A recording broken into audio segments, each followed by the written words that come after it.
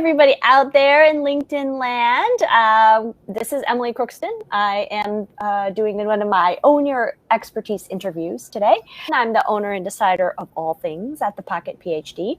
I'm the ghostwriter for Rebels, Renegades, and Mavericks, and I love helping experts with big ideas get those ideas out of their heads and into the hands of their fans. Today, I'm sitting down with Jen Phillips April. Jen is the owner of Right Words Marketing. Right spelled W-R-I-T-E, of course. She's a copywriter and a content marketer with a focus on pets, travel and hospitality tech, and nonprofits. She's also a traveler, a strategist, and a seeker of sunshine. So Jen, thank you for speaking with me. Would you like to tell us a little bit more about who you work with and what you do? Absolutely. Thank you so much for having me, Emily. This is going to be fun. I've been writing for the web professionally for a decade now. And I started even before that on my own website where I gave away dog treat recipes. And so that led naturally into my writing with pet clients. I also write in for AI companies, specific niches like fundraising technology, because I actually have a huge background. I also spent a decade working in nonprofits, so I have a background in nonprofits, and travel technology, because I love travel and hospitality, and that's always been part of my my personality, and therefore I pursue that. I think it's a great example of choosing what you enjoy and following what you enjoy to choose your niche, right? I love how you've kind of cobbled together these different areas, and it's stuff that lights you up, it's stuff that gets you excited and a lot about, so it's a perfect match. So tell us, how would you describe your path to becoming an expert? Lots of hard work, persistence, lots of persistence. I started my dog treat site back in 2005 when I was sort of looking for something else to do with myself, and started researching copywriting and the web and SEO and everything that was kind of going on at the time in the world of digital. And that was, and I've just, over the years, I've taken lots of courses and done a lot of studying and attended seminars and webinars and talked with people. Right. Yeah, so you've just built it that way, and I really like that. I'm curious, is there anything that jumps out at you about how SEO has changed over the years? Everyone, yes, and it's so much more.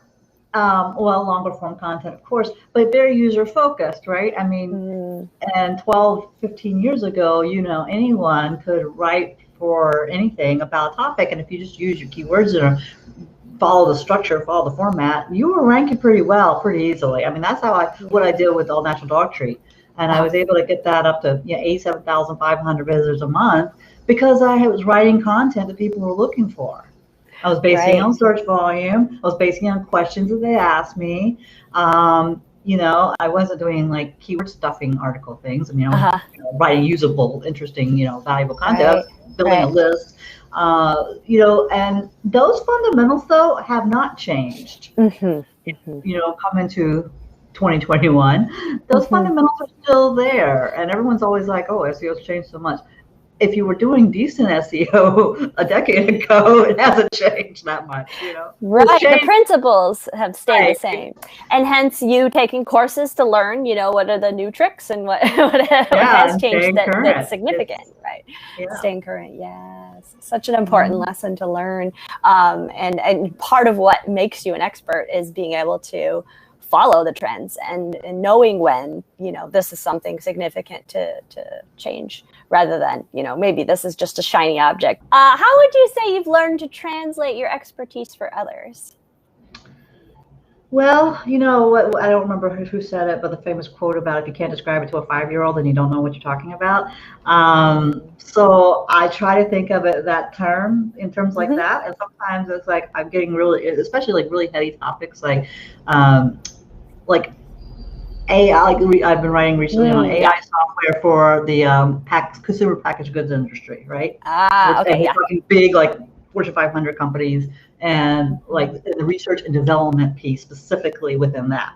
So getting into like, narrowing it down. But if I can't describe it, like if I can't sit here and give you like a little snapshot of what that really entails or means or some of the key problems or thereabouts, then I obviously don't know it. And if I don't know it, then I can't write about it. So I find that like I'll get into the space where I'm like, I'll be reading about something like that maybe for a couple of hours, over a few days maybe, and then it'll just sort of bubble up in a conversation later with someone, Yeah. And then I'll go, oh, I don't really understand that part of it, or I'll be able to explain it in a way that it makes sense. Yes. Oh, such a great tip. And I think we overshoot too, because a lot of especially the clients I work with, one reason they want to work with a ghost blogger or work with someone to write for them is because they're operating at a level up here. And they're like a psychiatrist I'm working with, right? He's up here. But it's nice for him to just brainstorm with me. And then I can say, oh, do you mean this? Is this what you're talking about? And if I can explain it back to him, then we know we've got a good topic and a good start. Cool. So speaking of your past self, what if you could go back in time and mentor your 20-year-old past self? What advice would you give her? Stay curious and let the curiosity like lead you, and allow that to craft, your career.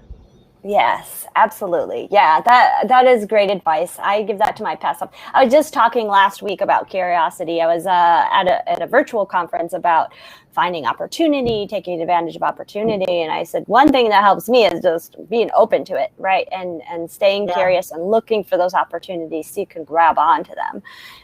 So yeah, that's a great advice for a young person starting out at college, or graduating from college, starting their career. Right, the learning never stops. The learning never stops. Yeah, and being open to asking questions and remembering, that and what this person says doesn't mean that means they're an expert in one area, but that doesn't mean they're giving you the full picture either.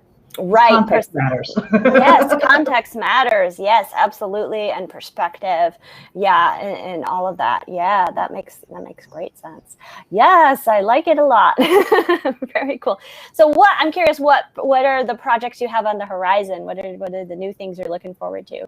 Oh goodness. Well, I'm actually just talked to someone this morning about a project. It's writing web copy for a client of hers that is geared towards designers and producers, and it's for they're in Europe, but this is going to be facing the U.S. And then I have another project in the works for doing this B2B word of mouth platform.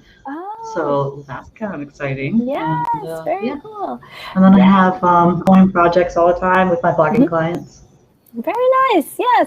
So, I think that's a good thing for people to realize about writers too, is that you can work in these different facets and areas, and that can keep the work interesting. So, if you're thinking about writing copy or becoming an SEO expert, there's a lot of room for growth and a lot of fun things you can tackle if you want to make a lot of opportunity. Yeah, for sure. Cool. Well, thank you, Jen. This has been a great conversation. I've enjoyed it. Can you tell us where we can find out more about you? Of course. Well, you can find me at my website, which is my name, jenphillipsaprile.com, or rightwordsmarketing.com,